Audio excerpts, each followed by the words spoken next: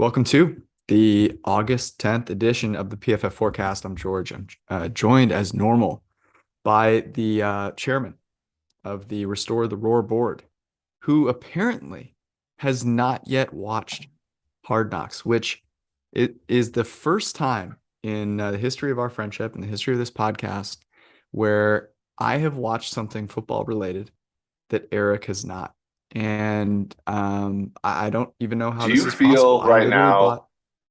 I mean, we've had this episode in American culture, I don't know, last 5 years or so. But I feel like a cult leader who hasn't actually attended the services.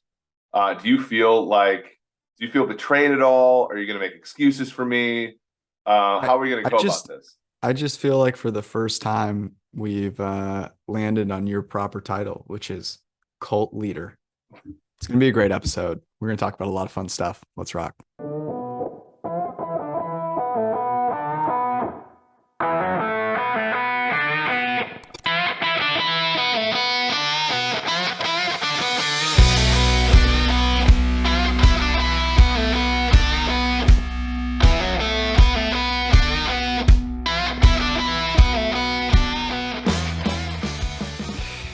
Maybe one of the things we're going to talk about today, Eric, is the syndicate. We're having to rename it because the name was tarnished by even though it was ironic and sarcastic, in many ways, it was also tarnished by one Simon Hunter. That's like the whole crazy thing is that like the you know the name was sarcastic, right? I don't think anybody Mhm. believes that you and I are moving tens of. Although somebody did point out on the YouTube comments that I did have 20 grand in circulation for the draft, and but that's like nothing compared to an actual syndicate. But it Is was. that how much I have on Trey Lance MVP? I don't I know. mean, who knows, George? But the thing that, but Detroit Lions futures for me.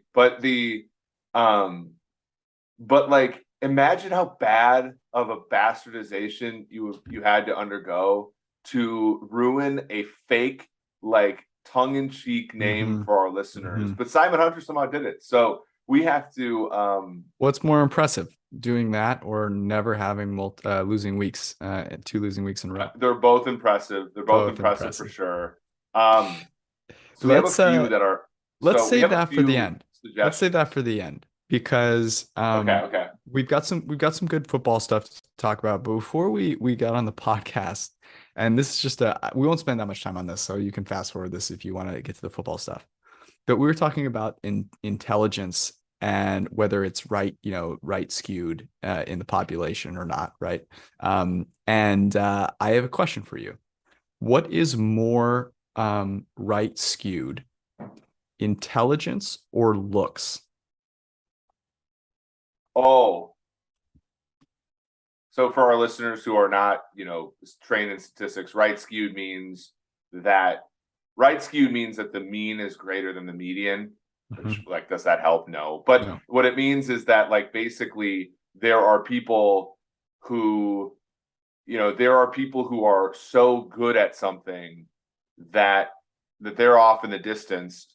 So for example, like income or wealth. Wealth is a better one. Wealth is right skewed because there are people with billions of dollars, but there are people with negative net worth, but it's not negative $1 billion. So essentially, you have those big, like, so if the 10 of us are sitting at a bar and our average net worth is 250,000, and Bill Gates sits down, the median net worth doesn't change, right? Because the Mhm. median is just the value of the average person.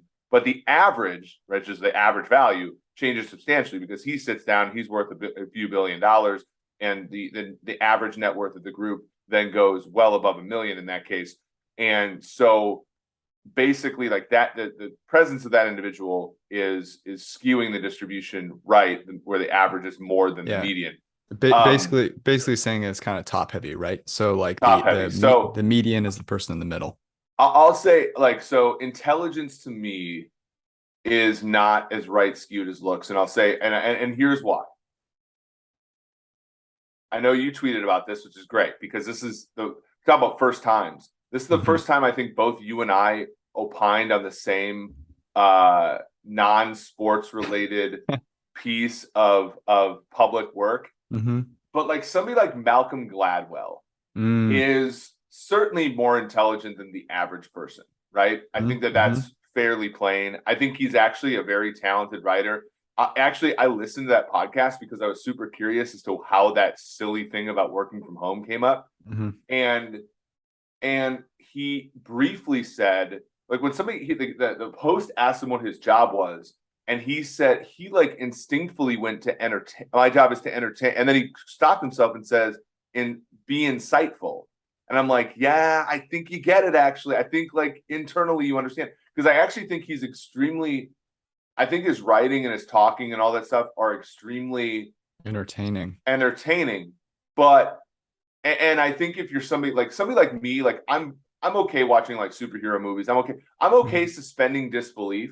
Like I'm not going to take what Malcolm Gladwell says prescriptively or even descriptively sometimes, but I do find him entertaining, knowing that the details are probably wrong. You know what I'm saying? And I think somebody like Gladwell, or somebody like even say like take Elon Musk, or I mean take Donald Trump or Brock, like basically these people are very smart at one or two things, but globally you take them out of any sort of realm, right?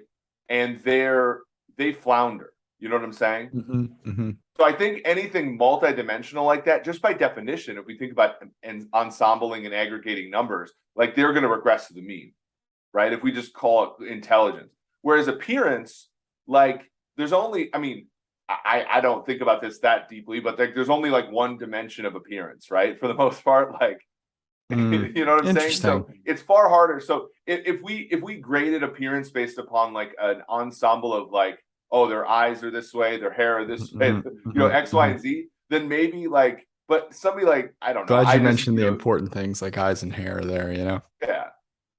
I mean, we're trying to keep this PG. My dad listens to the show. And my mom might too. I don't, who knows? The members of the formerly known as the syndicate. Ankles are the really important one. Yeah, that's what I'm saying. So, you know, so I believe looks are more right skewed than intelligence. I don't even think it's close. That's really interesting. By the way, I agree with you. Malcolm Gladwell is entertaining. And this actually, not, I would promise we get to the football.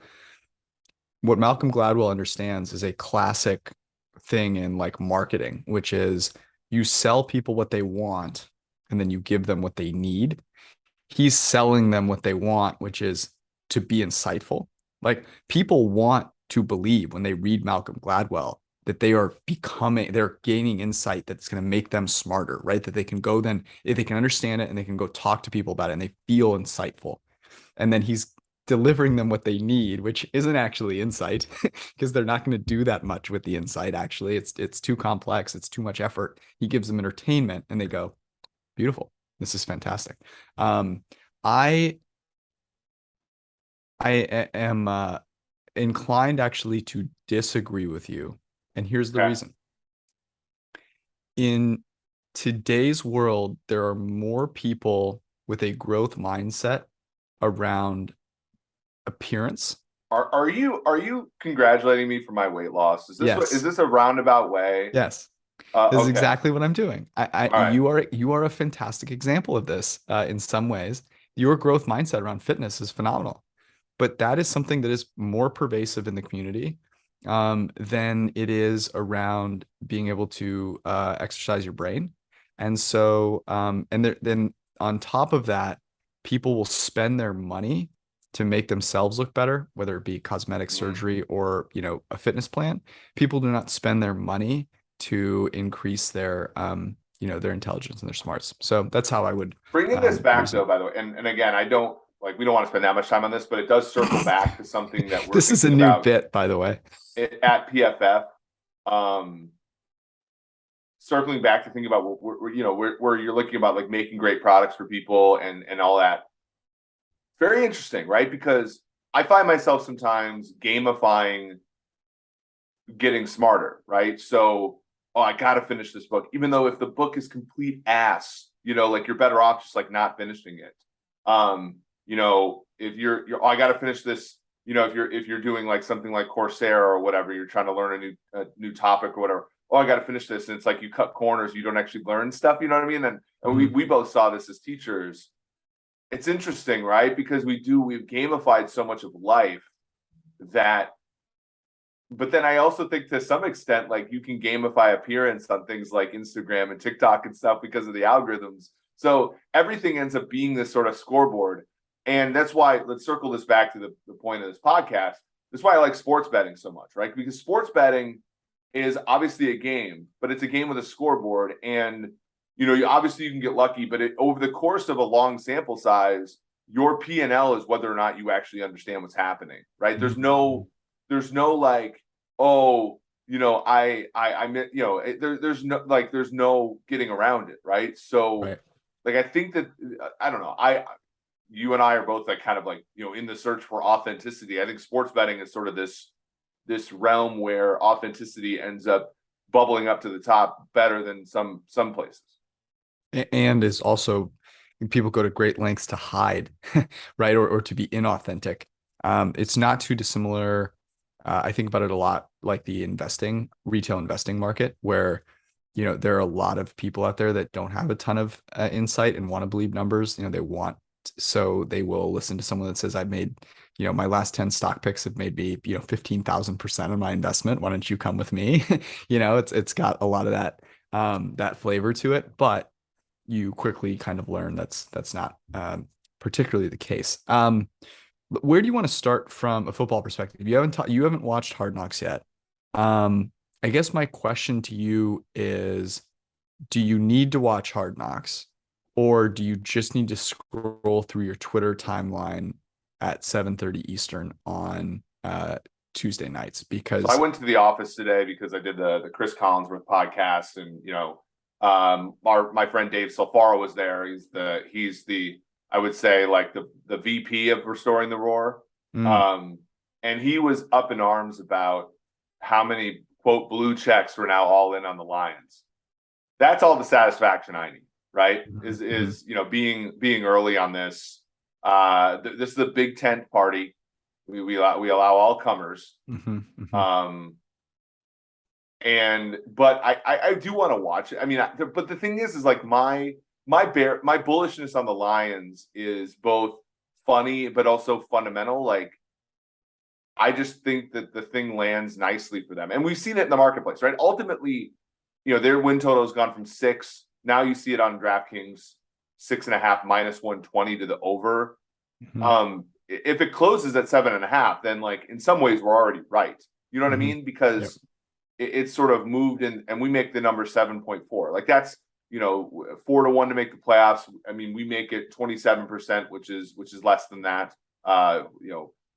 So I don't really need to watch it. I might watch it just for entertainment's sake, but like obviously, as you know, we don't have really the time right now where we're sort of working on a million things before the season. So it might just not be something I do, but I obviously want to go back and watch Dan Campbell. But we already knew Dan Campbell was funny. Like we already knew he was inspirational. We already that's in the data, right? So I don't really necessarily believe I need to see it.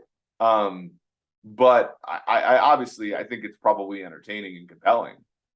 And let's just say, since you haven't watched it yet, I'll just say that I am thinking back to the Hard Knocks that I've watched, and I don't know that there has been a Hard Knocks that has been as singularly focused on one person, right? Like Okay. last year, you had Dak, you had McCarthy, you had Zeke, you had Micah Parsons, you had a lot of different people who were potentially interesting. Um, and like it's basically Dan Campbell. It's like it was amazing how little they talked about Jared Goff. Jamal Williams, got some run there. I mean, I love Aiden Hutchinson as much as the next guy, but like his, its story ain't the most compelling. Let's put it that Right, way, right, right? right. It's like, talking about like guy who's literally had everything break perfectly for him is like there's only so much that you can do there. I think, there's a clip of him singing, which I think is probably the highlight of the whole thing for him for the season. So, yeah, you should watch it, is my point. I'm not sure that I'm ready based on that to make any decisions one way or another on anything. But I don't know how you can't not love Dan Campbell because of this. And I just hope it works out for him Yeah, because that's the thing. I think we all talk about our like one times, hey, this is my one, I'm going to use my one time here on like an intentional safety or something in a game. It's like, I want to use my one time on, please God, like let Detroit beat Philly week 1. And I think for your sake, you probably are rooting for Philly just because of how obnoxious and insufferable I'll be. But I do, like I said, I think it's going to break well for them this year. I do believe that by the time we get to the season starting, it's going to be a lot like, and it's sad, but it'll be a lot like Washington last year where everybody's on them. And it's like, okay, now it's, now we've gone too far type of thing. But we're not talking about a team that's lined at 8.5 wins. We're talking about a team that's lined at 6.5 wins. And the market numbers are really low on a team that has so much, like they literally don't go west of Minnesota all year, right? Mm-hmm. Like, so they don't play after noon Central the entire season. It's lined up nicely for them. Things are, but obviously things sound like a bus fire out of Bears camp. We'll talk about Roquan Smith. Vikings camp actually sounds fairly functional, which is good for them. Green Bay is Green Bay, so the division might not be super easy, but you do have the Bears being terrible. The whole NFC sucks though. Like, tell me the 7th best.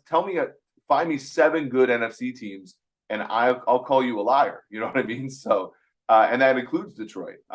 So that's just kind of my take, and so it's setting up nicely for them.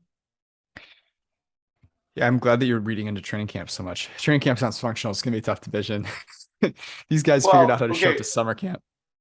yeah, but let's talk about though the one big one though, because this But I yeah, think is important. What about Roquan Smith? So Smith is the linebacker for the Bears who was drafted 8th overall. I think that there's a couple teachable moments here from an analytics perspective about now that he was holding in, claimed he was injured a little bit. Now he's healthy, so they took him off the PUP. If he doesn't show up, so he hadn't been there. mm-hmm. But they didn't have to fine him because he was on the physically unable to perform list. Now they took him off the physically unable to perform list because he passed a physical. If he shows up and doesn't practice, everything's fine. If he doesn't show up, he's going to get fined $40,000 a day, which is a lot of money even for the 8th overall pick. Mm-hmm. I did this tweet thread the other day where I essentially said, okay, let's look at Eberflus's linebackers and how they've evolved over time. You want to look up the Sloan paper where we go over how to measure how well a player reacts and doesn't react to play action. And you saw Shaquille Leonard, previously called Darius Leonard, and Bobby Okereke, previously called Bobby Okereke. They over time you saw them in the Eberflus defense retreat on play action every single year, more and more, and do the same thing in the run game. So they were not flowing. They were literally taught to sort of just not flow on anything. And that was, and the Colts defense was a pretty solid unit as a result, even though they didn't have great talent in the secondary or even frankly up front after DeForest Buckner. And you look at Roquan Smith's data and it's just not like that. It doesn't have those characteristics. He's a bad run defender. He had a negative WAR. He was so bad as a run defender last year, they had negative WAR. And in pass coverage, he makes some pretty good plays, but he also gives up a lot, as the tracking data shows, because of the play action stuff. As a result, play action passes against the Colts average 1.5 less yards per pass play than the Bears. And I think, even though, the numbers, individually are not necessarily bad, as far as yards against and all that kind of stuff for Roquan Smith, the defense struggled as a result. He wants reportedly the highest contract in the history of off the ball linebackers. And we know that off the ball linebacker play is very much like running back, where especially against the run, it depends upon who's good in front of you. And if there's anything that I'll take from this offseason and this training camp, is there are not good players in front of Roquan Smith. So they're in a tough spot, right? Because a lot of Bears fans come after you when you suggest that it's maybe okay for them to move on. Because he's such a cornerstone player. He's a high draft pick is also something I want to chat with you about. Yeah. It's interesting that I'm trying to figure out the incentives here, and I don't think it's that challenging. So, how much I think all the things you just said, he's looking at and he's going, players in front of me aren't very good. My coach doesn't really like the way I play football. Um, and this team is going to suck. They're also going to be a team, by the way, Eric. If they suck, that means they're going to be down. That means the other team is going to be doing what? They're going to be running the football. So I wonder if he, maybe not he himself, but maybe his team, his agents are looking at this and going, well, we got to go somewhere else, or we're not getting a second contract, right? Because if this season goes the wrong way, this is a new regime. They didn't draft Roquan Smith. Like right now, and this is actually, I think maybe our conversation will dovetail here. Right now, we can ride the fact that he was a top pick. When a top pick does not get picked up, that all of a sudden kind of, there's a real souring there, right? Yep. So I really think that this is a play. The top deal of all off ball linebackers. Give me a freaking break. I mean, are you on what kind of uh, crack cocaine are you smoke? Are you on, right? Like, it shows what I know, that I don't know what you do with crack cocaine, whether you smoke it or snort it or whatever. Good, actually, I'm happy, frankly. Yeah, thanks. You melt it in a spoon. I'm not totally sure. That's I think crystal. it's what you do with an off-ball linebacker Yeah, if that's you what you pay do with an 19 off-ball million. linebacker. Yeah, Why? yeah. Actually, that's what Aaron Rodgers, I heard, found self-love by smoking off-ball linebackers like Roquan Smith. Well, Um, yeah. Jeez. We haven't talked about Rodgers being on psychedelics, but maybe that's for a different episode. Maybe that's for when the season slows down a little we bit. can talk about it. What's your take on that? We haven't really dived into this topic. Yeah, let's finish the Roquan Smith thing Okay. for 1 second. Okay. So when you look at off-ball linebacker contracts, you have Shaquille Leonard, Fred Warner, AP Wise, CJ Mosley, your guy Foye Oluokun, Deion Jones, Shaq Thompson, Jerome Baker, Levante David, Zach Cunningham. It's not a lot of good defenses there, right? And Mm-hmm. two Mm-hmm. ones that have so far worked out, Shaquille Leonard and Fred Warner. Leonard's hurt, might not play this year, right? And Warner is, great. I think, but the hit rate there is not very high, as far as like good players making great defenses.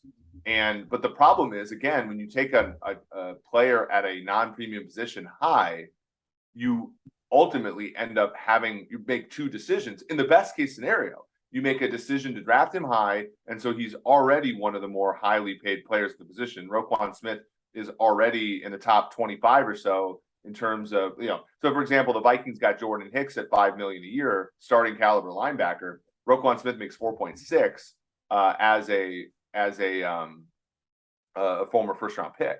And so that's the sticky wicket that you get with you draft non-premium positions high, then you end up having to overpay those non-premium positions because of the way the market is. If the guy works out, and of course you're going to want the pat on the back. Now he's not one of Poles' draft picks, but like the organization kind of wants a pat on the back. So it's a really tough one there. And that's even if he's as good as advertised, which I will contend. I think Roquan Smith is an okay linebacker, but not a great one. And so the Bears, by the way, this season have 18 million in cap space, so they can certainly do this. 57 million in dead money, 57.7. Next year, they have a league high 91.8 effective cap space for 45 players on contract. So they're gearing up. I think the issue is this is a clear sign to me that the Bears this season might not even be trying to win. And do you want to waste essentially another year of Roquan Smith's deal when you know that linebacker, maybe not as drastic as running back, but is a position where with every passing year, the guy atrophies a certain amount? I think that's all. And I think the fact that they have this cap space and they're not using it on Roquan is telling. I think it means that they're sort of thinking this through. And, Eberflus comes from an organization where Chris Ballard, I think, is really good at evaluating players, but is not very good at sort of like drafting the players who are at premium positions, right? Like a lot of the high picks for them that worked, Quentin Nelson, Leonard, Guys like that have all been at non-premium positions, and that roster is stuck with a lot of highly paid players at non-premium positions and can't get over the hump. And I think maybe there's some learning there from Eberflus's last stop. With respect to Rodgers, don't you just think that, I mean, my brother in Christ just needs to like find himself a little bit, right? And like, I mean, he's so good at football, and he hasn't won the ultimate prize for a long time. He did win it once, right? Mm-hmm. Mm-hmm.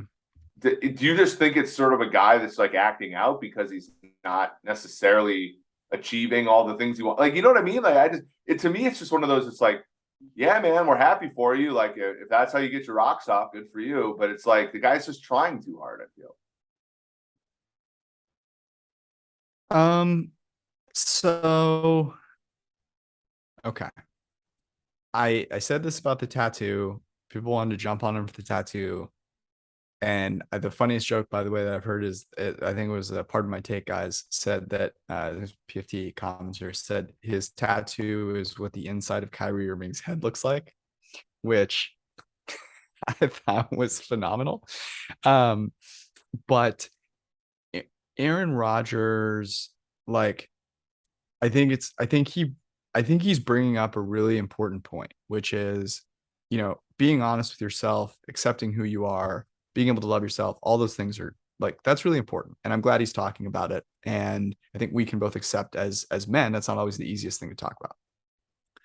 The thing that I will just point out is I don't think it's necessary to like, prescribe potentially, the things that are needed to do that might be a little misleading, right? It's kind of, I would say, sort of like saying, yeah, I don't want to get COVID. Here's the way that you should avoid getting it.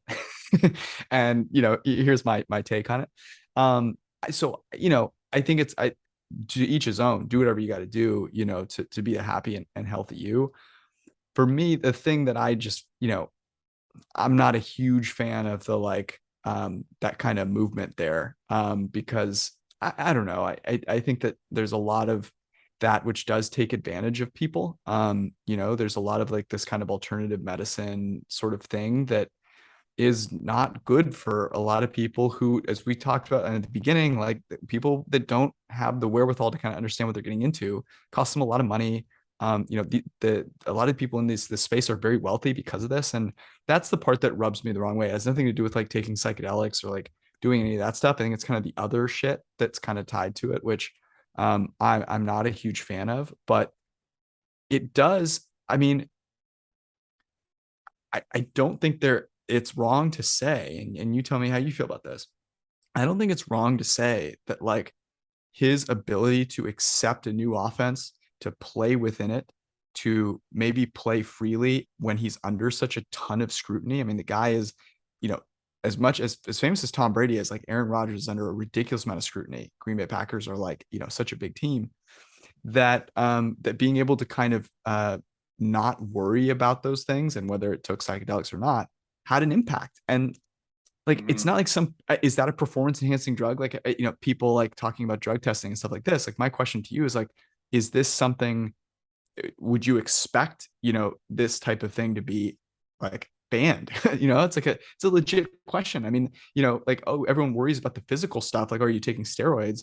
Well, like the mental side of things is really freaking important. And like, there's no reason to believe that being in a better mental state wouldn't help you play well. I think your point, by the way, about like alternative medicine is important, right? Because we're a stats, we use statistics, we use reasoning and stuff. Like, the fact of the matter is I agree. Like, this shouldn't be prescriptive for other people. If you're in a funk at work, don't go taking LSD to like get better, because, a lot of this is, I'm at a low point. I take this, and by simple regret, like, all like the homeopathic stuff, it's sort of like, my arm has never felt worse. Okay, from a statistical standpoint, if you do nothing, right, regression alone makes your arm feel better, right?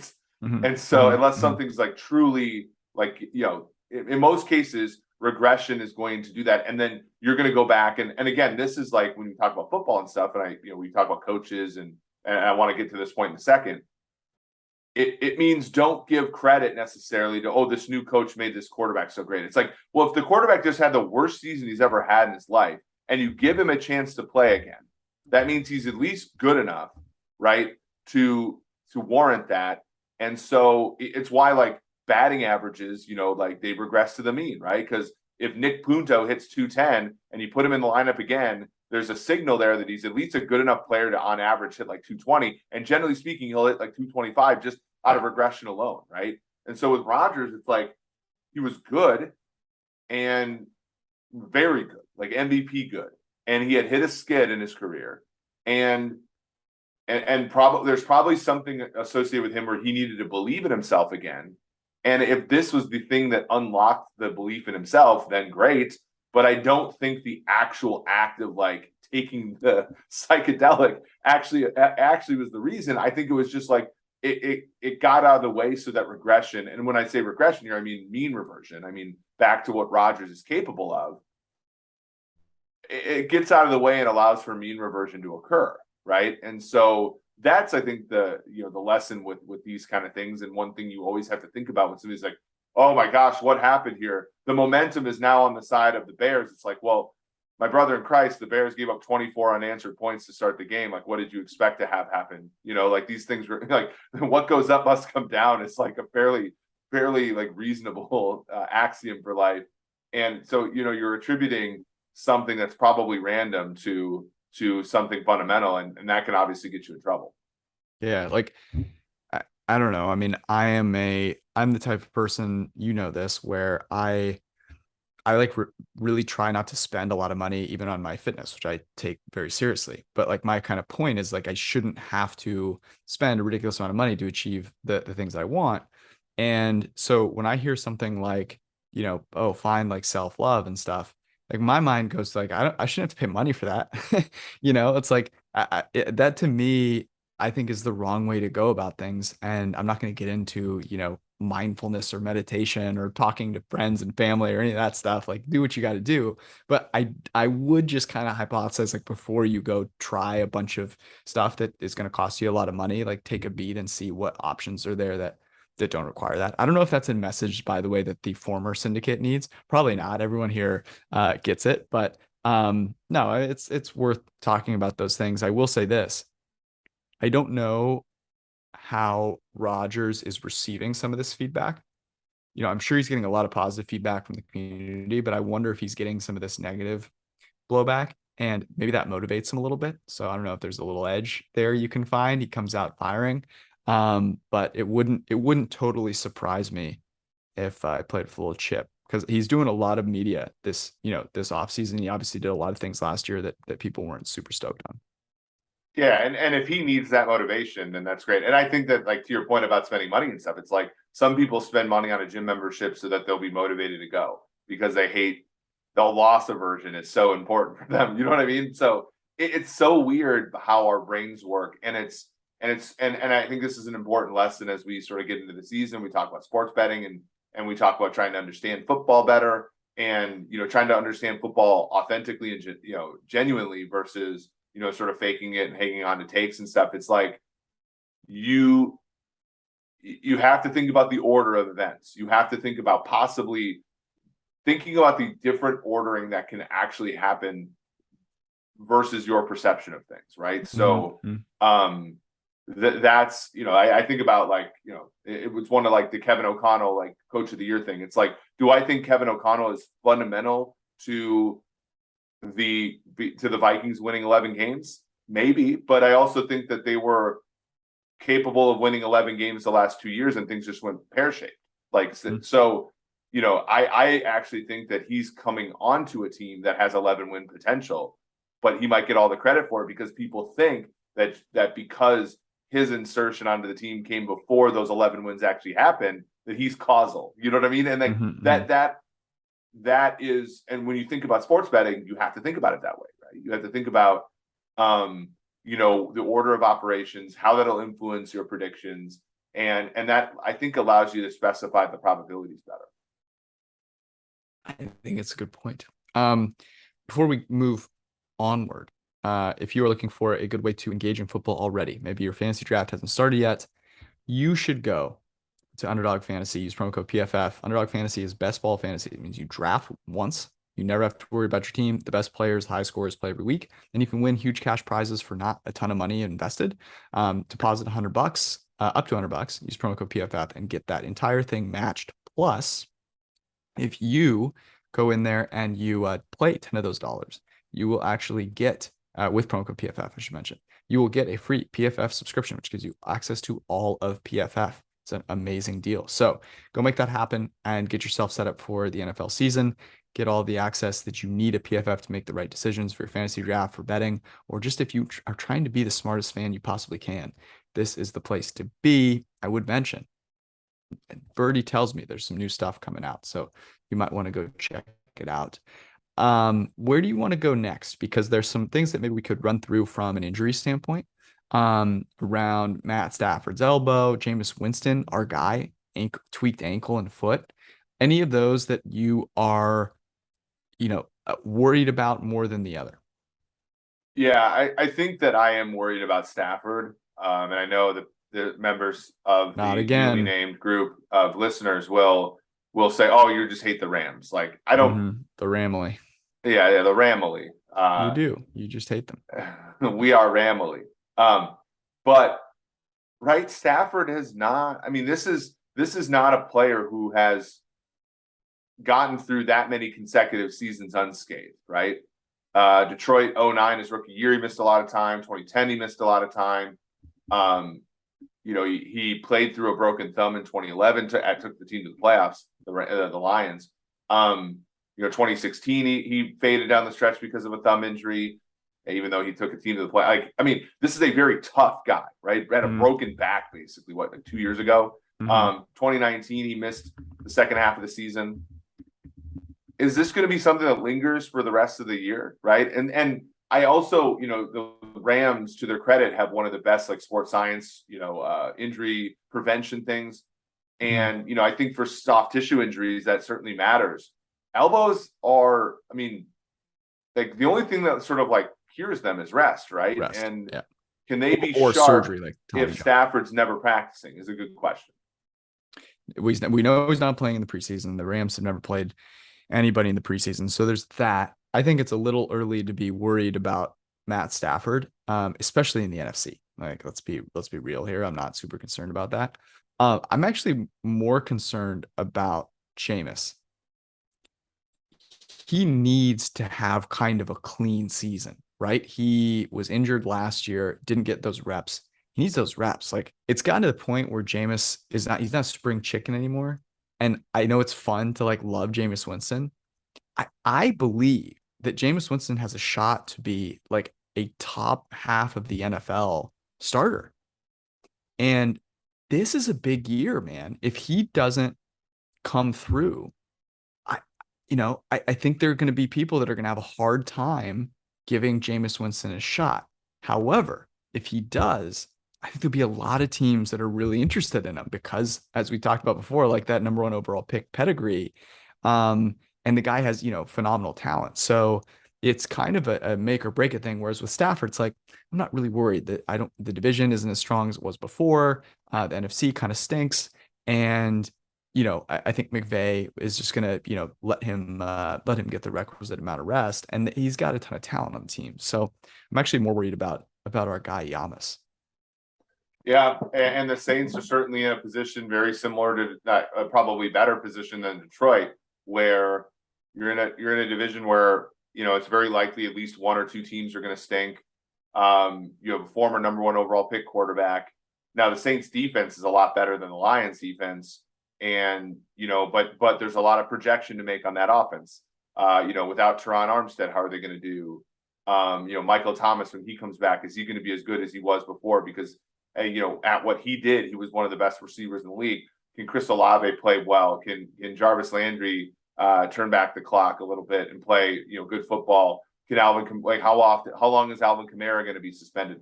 There's a number of question marks that I think become less vital to this team if Jameis Winston is as good as I think you and I believe he can be, right? With a very efficient passer. And last year, when using play action, I mean, he was really good. I know that that can be noisy, but in Tampa Bay, they never really helped him, right? He had great receivers, but they didn't do a ton of stuff that sort of was quarterback cheat code for Jameis. They put Jameis out there and they let him sink or swim.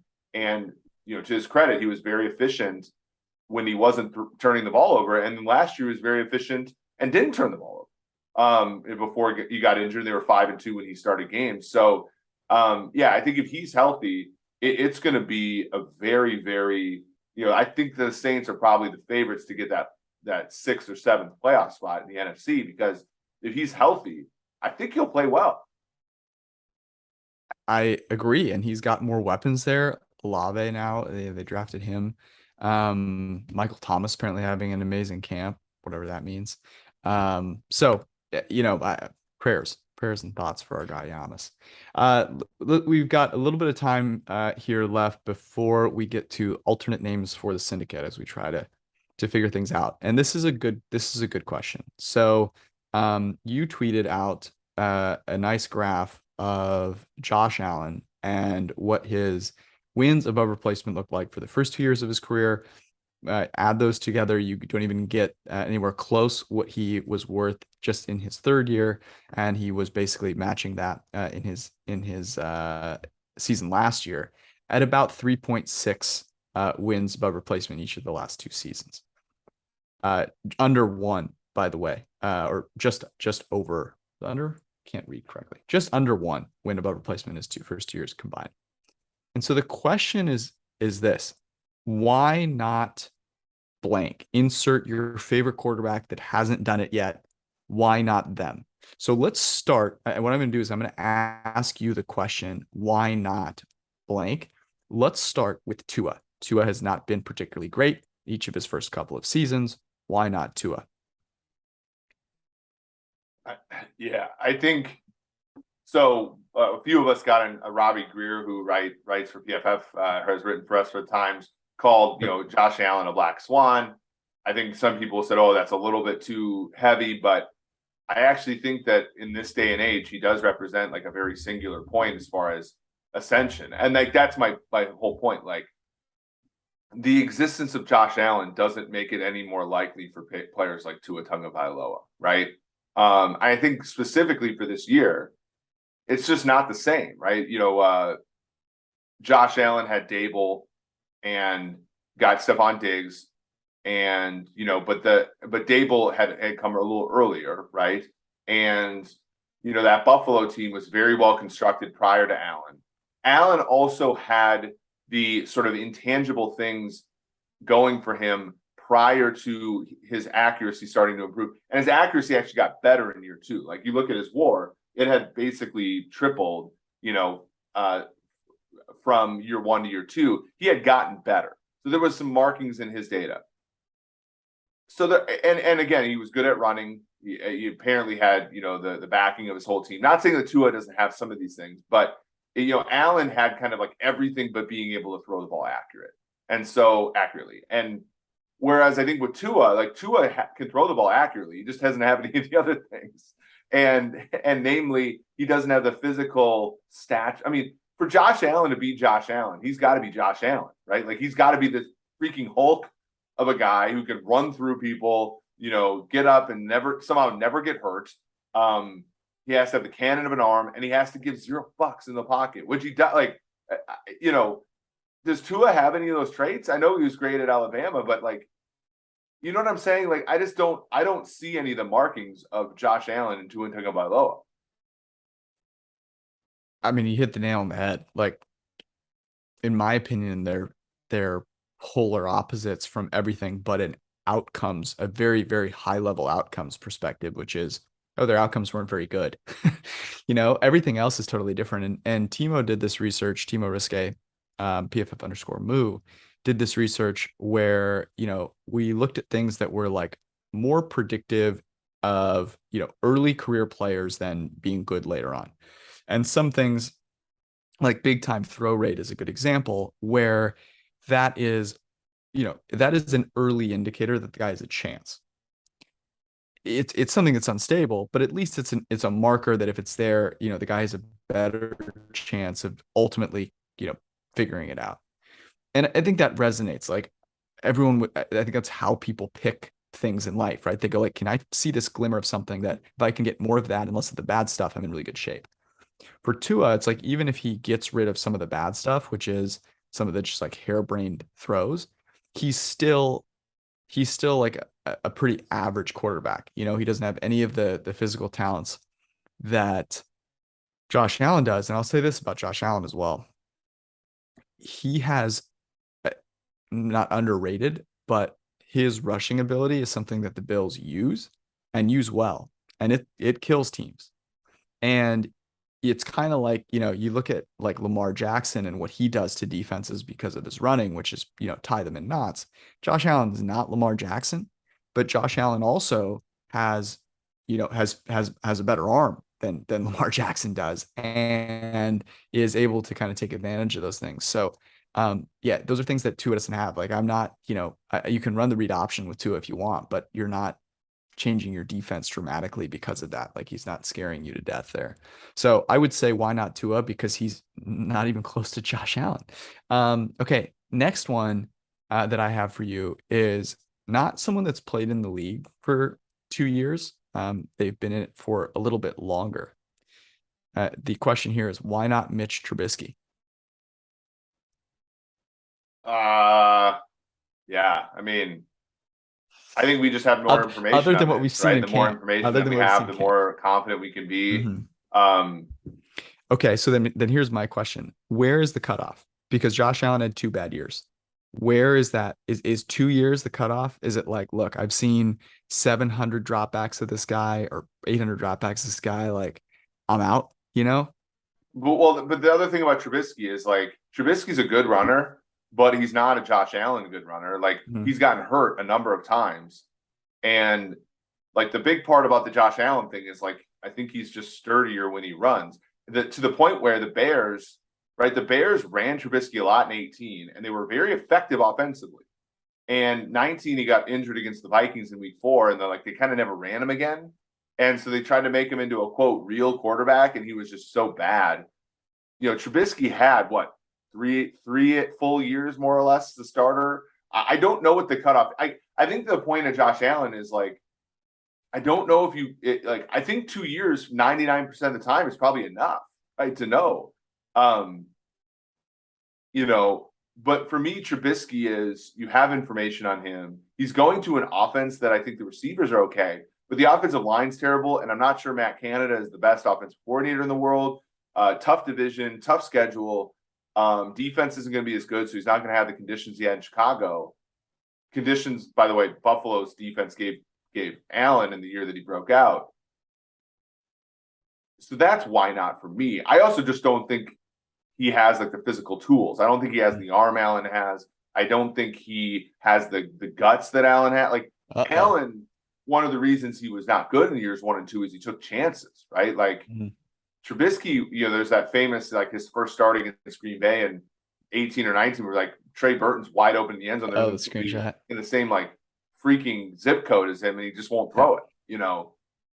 Can those things improve? Sure. I'm not betting on them to. Okay. Why not Drew Lock? I actually think Drew Lock is Drew Lock's the closest to Josh Allen of any of these guys, right? As far as not ability. Clip it. Not like clip this, put it on social media. I want it. I need it. No, I mean I don't whoever's listening right now, do the Lord's work. Go to YouTube, clip that. No context whatsoever. Yeah, no Tweet context. it out at me. I'll have the PFF account retweet it. We need to get that out in the open. Like Locke has a great arm. He's like a cool guy, it feels like, oh my God. Teammates like him. The running ability we saw against the Kansas City Chiefs, right? In the season finale last year, in a game that the Broncos gave the Chiefs a game. He ran for 2 touchdowns. He has, like I said, he has the arm. He also gives maybe about as many bucks as Josh Allen gives. Like maybe. Here's the difference though, and why I don't think it's going to happen. Seattle is no Buffalo. No. It's like Seattle. Seattle like went out of their way to not develop Russell Wilson, whereas Buffalo seems like put all of their faculties, which we're very pro Buffalo on the show with McDermott and Bean and Dennis Locke and guys like that, and in the building. Like Buffalo put all their faculties into Josh Allen, and good for them. That it was the right thing to do. I think like Seattle's still trying to own the libs by drafting 6'6" corners, and making those guys great. I love that you think he's the closest to Josh Allen. That's great. Okay, let's keep going. Why not Daniel Jones? Well, you have 3 years on Jones. You had some injuries. He does have athleticism, which is great. The arm isn't as good as Allen. Graded I don't better think than that his stats. The gumption is like. Oh, he's got gumption. Turns it over a lot. That's a Josh Allen thing. If you get rid of the turnovers, you can be something. Yeah. I think it's this simple.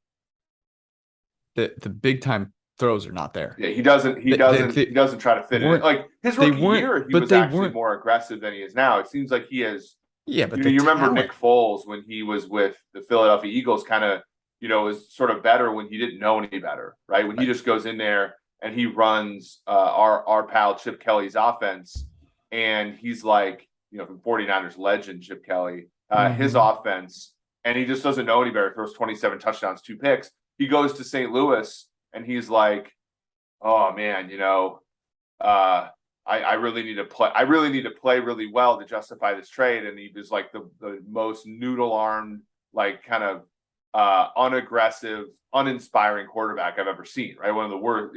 Nick Foles of St. Louis was one of the worst. And like that kind of reminds me of who Daniel Jones has been the last 2 years, which is like, his turnover-worthy plays have gone from 31 to 17 to 12. Big time throws have gone from 20 to 24 to 7 last year, right?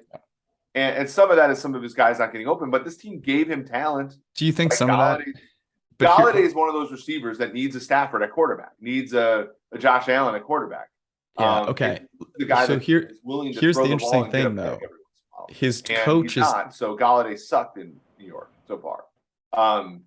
So that to me is just the mentality of not wanting to throw. I mean, the guy, my brother in Christ, had one big time throw after week 4 last year. He's getting Josh Allen's former coach.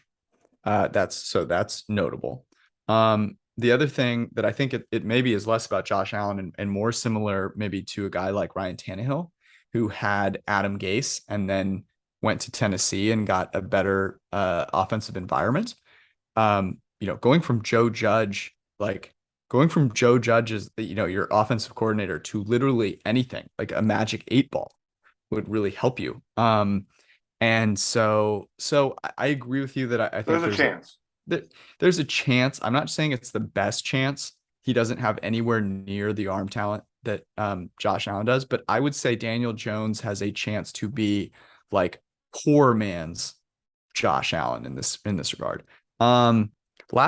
So I'm not going to ask about Baker or Sam Darnold or any of those guys because that's just not interesting. We've talked about this a bunch.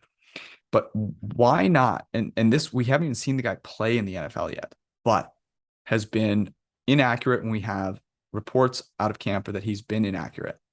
The person that I think has the best chance to do a Josh Allen is a guy that we haven't even seen whether he's good or not at the start yet, and that's Trey Lance. I mean, the answer to Trey Lance, why not, is I don't know. Like, the Trey Lance one makes a ton of sense to me, right? You have big physical kid, had some injuries last year, but Allen got injured as a rookie. When I think of Josh Allen just being sturdy, what I mean is like he runs like thick. He should be injured more than he is based upon his style of play at running the football, and he's not. Yeah. Lance has that ability as the running the football ability, which increases your floor. He has a cannon for an arm. He's raw. Like the thing with Allen is Allen was just like never productive at any level of football for basically ever, relative to like expectations and stuff. And I know Wyoming has bad weather and so forth, so you could adjust. No, for that. He was really good his sophomore year.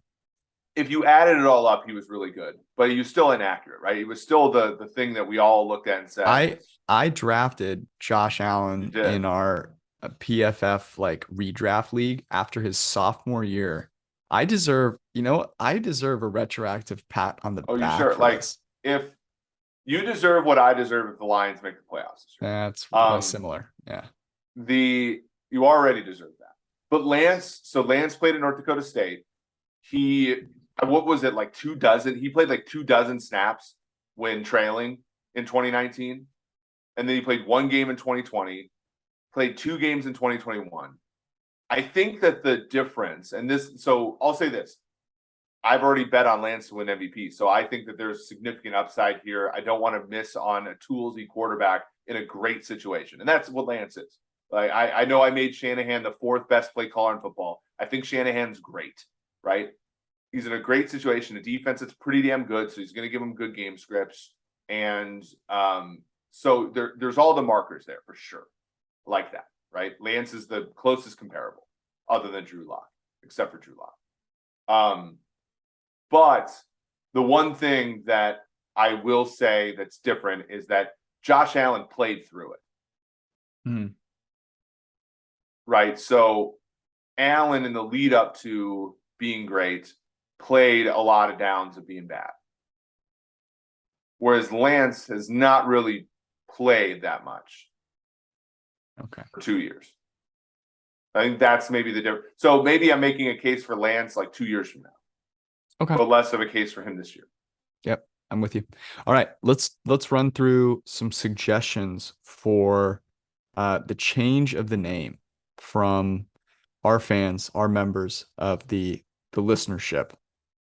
Been called the Syndicate. For those that are new, I think this started when Eric and I went all in on the Justin Fields at 3 syndicate, which turned into the anyone but Mac Jones at 3 syndicate, and thankfully that hit. And is kind of a ironic, betting term. We're not actually a syndicate. People throw that term around probably too loosely, and it's been thrown around so loosely by some in the space that we just don't feel we can even use it anymore. It's been tarnished. So yeah, I what By the way, we love your tweets. I did here's just if you do a Google search of like PFF underscore Eric, PFF underscore George, and Syndicate, you get stuff like, "Hey, I have a PhD in mechanical engineering, and I can't figure out what the Minions movie is about." I love you when the listeners talk to us on Twitter, so just keep it up. Yes. I think so. The one person that you responded to, Mikey Likey, says the new name for the syndicate, the backdoor. We're not doing the backdoor bandits here. That is not. We, and additionally, we're not doing the forecast BICs. So we're just eliminating those two off the bat. But we do see you, AJ and Mikey Likey. We do listen to you. We're not ignoring you. We're just not taking your advice in this one situation. Yep, I'm in agreement there. We also have we have the Cleavers, which I do kind of like. And somebody said the Cleaver Eager, which like that reminds me of when I was a kid and like the kids called me, the kids made fun of me and called me Eager Beaver, right? There's a little bit of like that kind of thing going on. Cleavers does have legs, I think, though.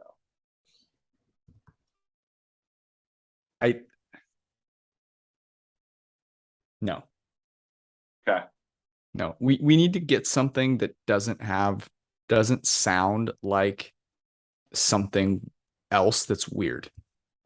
Because it can eventually be co-opted into something else weird, right? Like that's the problem. We need this name. We need this name to be uniquely our listeners. Yeah. Yeah. I agree. We have to, I mean, but the problem is like, and credit to these people. I don't know if these people are joking. I can assure the listeners that ours are, but there's a gentleman, by the way, who has a Twitter handle called Sports BK Consig, who goes by Sportsbook Consigliere. Like, the problem with this new name for our listeners is I feel like there are a bunch of people who are a bit who aren't trying to be. Mm-hmm. And I think the Sportsbook Consigliere is one of them too. Yeah, that one's not, it doesn't roll off the tongue. It's not it needs to be one word, I think, right? Mm-hmm. Well, maybe not. It could be multiple words, but it has to roll off the tongue. Sportsbook consigliere has like 40 syllables. So, okay, let's keep going. I, Is yeah. that it? So Cleaver, yeah, that's basically been all of the suggestions we've gotten so We far. got to do I do better think than we have that. another one on the YouTube here that I gotta look up that I thought was decent. Um, Let me quickly get there here. But yeah, I do think, maybe this is more of a call for the listeners to just give us more ideas, because that's what we so need. far we've gotten some ideas. I think that I an A for effort out of a lot of you, but we maybe have to go back to the drawing board. Yes, I agree. I think we just need to continue to be patient, take what the defense gives us. There was something that I thought about with regard to cult that was interesting. Um, Well, so is there a way to like take the word Illuminati and make it a betting thing? mm, interesting. Parlayinati. No, that's bad. See, look, No, we're this is where no. this is my my theory of Malcolm Gladwell. Like, even if we are smart, when I get out of the water here, I'm floundering, and I'm getting far closer to the median here. Yeah, yeah. No, that makes sense. Okay, that's our show. We will hopefully get some things back that we can eventually land on by the time. We got to do this by the time the season starts. It's training camp for everybody. We're just getting the ball rolling here. So thank you for hanging out. We'll be back on Sunday. We love you all. Have a great rest of your week. Peace out.